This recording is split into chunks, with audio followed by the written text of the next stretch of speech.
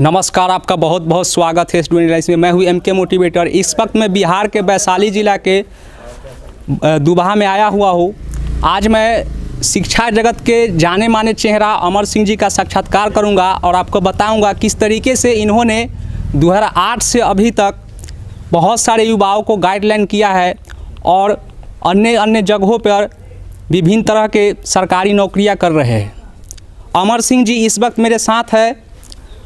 इनसे बहुत सारी बातचीत करूंगा, फिर आपको बताऊंगा किस तरीके से इन्होंने शुरुआत में शुरू की थी और अभी तक इनका ये सिलसिला चल रहा है। बिहार के अलावा बिहार के अन्य राज्यों में भी बहुत सारे ऐसे युवा साथी हैं जो रोज़गार कर रहे हैं, जो पहले बेरोजगार थे अब उनको जॉब हो गया है। तो अमर सिंह जी, आपका बहुत बहुत स्वागत है स्टूडेंट एनालिसिस में। आप जब शुरू में स्टार्ट किए थे तो आपके सामने कौन कौन सी दिक्कतें आई थी, बताइए। सबसे पहली बात कि गांव में प्रतियोगिता परीक्षा का कोई कॉन्सेप्ट ही नहीं है जी। तो उस समय किस तरीके से आप शुरू किए थे? हाँ, तो उसमें हम हैं और हमारे एक मित्र हैं समरजीत सर हैं जो एसएससी में चले गए हैं, मुंबई में पोस्टेड हैं। तो 7-8 लड़कों से 2008 में शुरू किया था और बड़ा मेहनत करना पड़ा था कि कुछ बच्चों आके पढ़ें, क्या कि ऐसा कोई कॉन्सेप्ट नहीं था। कॉन्सेप्ट ऐसा ही होता है कि शहरों में ही प्रतियोगिता परीक्षा की तैयारी की जा सकती है। मतलब कहने का मतलब है कि उन दिनों प्रतियोगिता परीक्षा की कोई भी व्यवस्था ग्रामीण क्षेत्रों में नहीं थी, लेकिन आपने एक कंपटीशन की माहौल बनाया और शुरू में बहुत सारी दिक्कतें भी हुई होंगी, जगह का भी अभाव रही होंगी। तो उस समय किस तरीके से व्यवस्थित किए थे? जैसे एक हर रविवार को फुल टाइम क्लास होता है सुबह से शाम तक, और जैसे जैसे बच्चा बढ़ते गया उसके बाद हम लोगों ने एक शमियाना खरीदा, टेंट।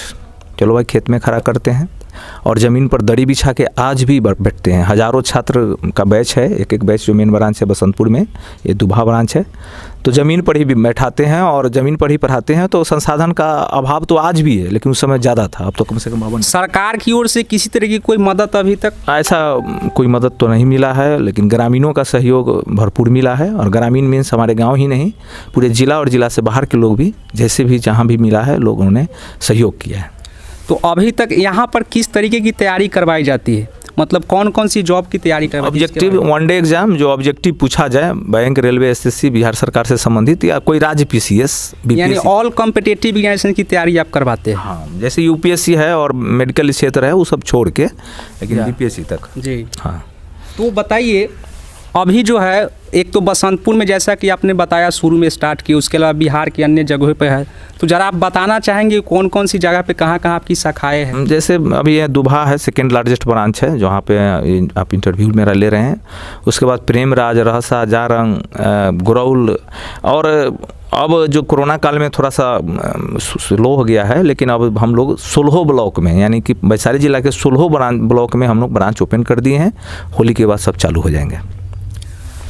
और तो बताइए, मतलब अभी तक कितना जॉब हो चुका है आपके संस्था? ऑलमोस्ट 1000 प्लस कर गए हैं और सेमिनार है 28 मार्च को, तो उसमें हम लोग अप टू डेट करते हैं। तो 700-800 ऑलरेडी लिस्टेड हैं, लेकिन अब अप टू डेट करेंगे तो 200-300 बढ़ ही जाता है, तो पता चलेगा मार्च में जी। तो ग्रुप डी, बिहार पुलिस दरोगा, इनमें से ज़्यादातर रिजल्ट किन के आ रहे हैं? रेलवे बहुत बड़ा एक सेक्टर है, भारत सरकार का सबसे बड़ा जो है डिपार्टमेंट है रेलवे, इसलिए रेलवे में ही सबसे ज़्यादा लड़के जाते हैं। और उसके बाद राज्य सरकार का जो भी है उसमें ज़्यादा जाते हैं। तो शुरू में आप स्टार्ट किए और अभी तक इस तरीके से कर रहे हैं। बताइए, बहुत बड़ी काम है। समाज में रहते हुए जिस तरीके से आपने एक बेहतर काम किया है शिक्षा जगत में, ऐसे बहुत ही कम लोग होते हैं जो निःशुल्क पूरा समय देते हैं अपने जीवन का।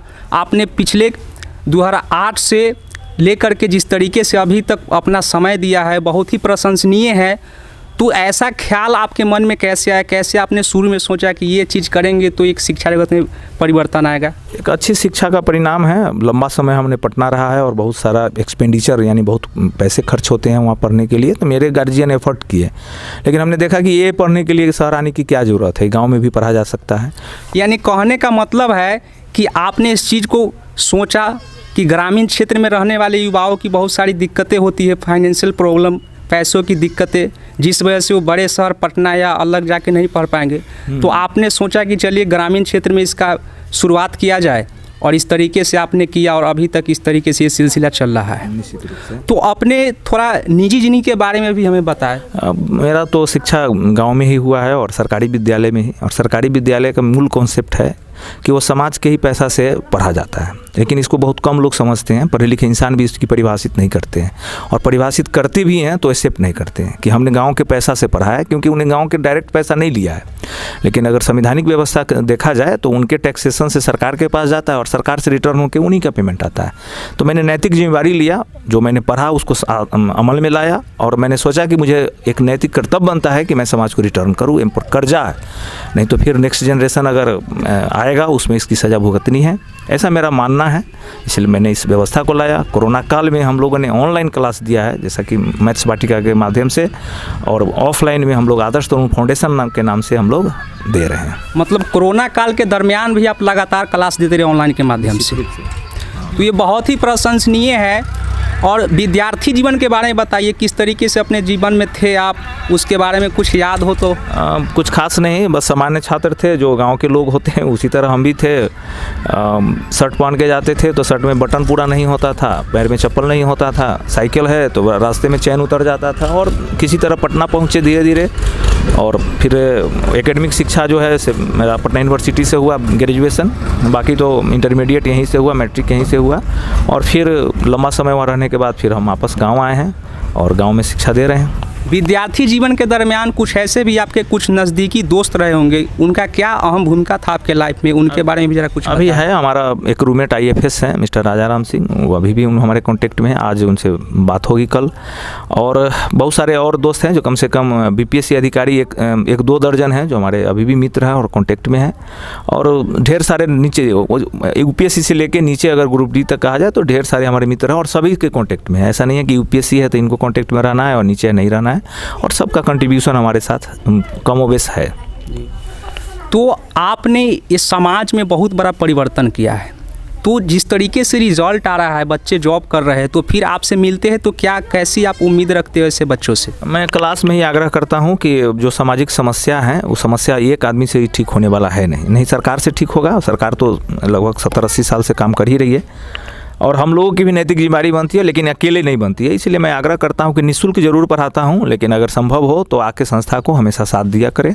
तो जब भी सेमिनार होता है तो सब लोग ऐच्छिक डोनेशन देते हैं, जो संस्था का अलग अकाउंट है और संस्था का कमेटी है जो काम करती है, और इस तरह से ऐच्छिक डोनेशन है, यानी कि ये नहीं कि आप पढ़ें तो बाध्यता है, और 1 रुपया फीस के रूप में नहीं लिया जाता है। तो यही उनका उम्मीद रखते हैं कि सहयोग करें। या जैसे अभी हमारे सूरज प्रकाश सर यहाँ बैठे हुए हैं तो सचिवालय सहायक गए हैं, तो इनका एक फिजिकल जो है उपस्थिति रहती है, और एक यहाँ के फैकल्टी भी बन गए हैं। जैसा कि 2008 से आप लगातार इस संस्था को चला रहे हैं, और जबकि काफ़ी संख्या में आप रिजल्ट दे चुके हैं, तो ऐसे में कहीं ना कहीं बिहार सरकार की भी जिम्मेदारी बनती है कि आपको कुछ मदद करे। ऐसा कोई अभी तक मदद बिहार सरकार की ओर से? अभी तक तो नहीं आया है, लेकिन आश्वासन मिलते रहा है, और हम उम्मीद रखते हैं कि अगर वहाँ तक बात पहुँचे तो लोग समझे। शायद एकलौता बिहार में होगा कि इतनी ईमानदारी के साथ और पारदर्शिता के साथ इतने जिम्मेदारी उठाने का काम ये संस्था किया है, लेकिन समझने के लिए लोग तैयार नहीं हैं, खासकर सरकार तो तैयार नहीं ही है। लेकिन जो संभव है हम करते रहेंगे। जो बची हुई ज़िंदगी है उसको हम समाज को जब डोनेशन दे ही दिए हैं तो फिर पीछे मुड़ के नहीं देखते हैं, कोई दे चाहे नहीं दे। अमर सिंह जी 2008 से पूरा अपना टाइम जो है निःशुल्क शिक्षा देने में खर्च कर रहे हैं। बिहार में तमाम ऐसे युवा साथी है जो बेरोजगार थे।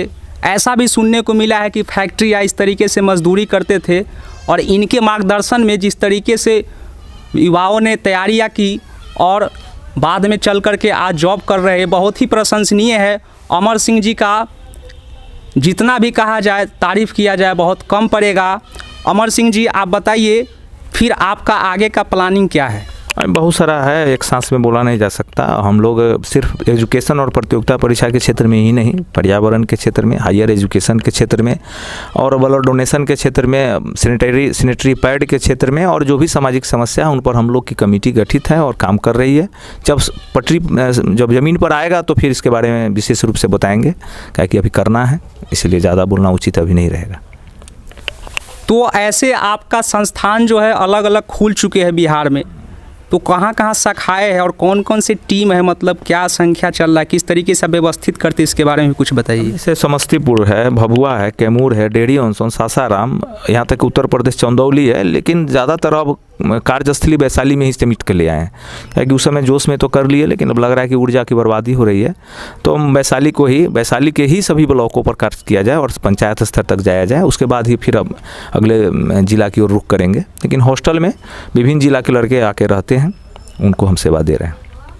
बहुत बहुत धन्यवाद अमर जी, आपने जिस तरीके से समाज में काम किया बहुत ही प्रशंसनीय है। हम चाहते हैं कि इस तरीके से और लोग समाज में आए और ऐसे ही युवाओं को मार्गदर्शन करते रहे और बिहार को आगे बढ़ाने में मदद करें। धन्यवाद आपका, बहुत बहुत धन्यवाद। धन्यवाद आपका भी।